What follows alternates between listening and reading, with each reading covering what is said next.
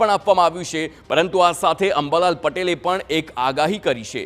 મધ્ય ગુજરાતના ભાગોમાં અતિ ભારે વરસાદની શક્યતા છે। અમદાવાદ, ગાંધીનગરમાં પણ ભારે વરસાદની શક્યતા વ્યક્ત કરવામાં આવી છે। નવસારી, સુરત સહિત દક્ષિણ ગુજરાતમાં ધોધમારના એંધાણ છે। બનાસકાંઠા, રાજકોટ, સૌરાષ્ટ્રના ઉત્તર ભાગોમાં પણ વરસાદનું અનુમાન વ્યક્ત કરવામાં આવ્યું છે અંબાલાલ પટેલ દ્વારા।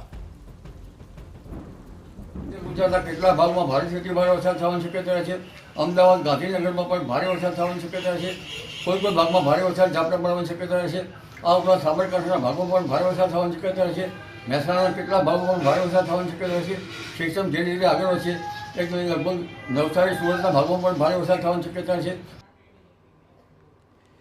તો અંબાલાલ પટેલના જણાવ્યા પ્રમાણે બંગાળના ઉપસાગરમાં હાલ જે સિસ્ટમ સક્રિય બની છે તે સતત આગળ વધી રહી છે અને તેને પગલે મધ્યપ્રદેશ અને ત્યારબાદ મધ્ય ગુજરાતના ભાગોમાં ધોધમાર વરસાદની શક્યતા સેવાઈ રહી છે।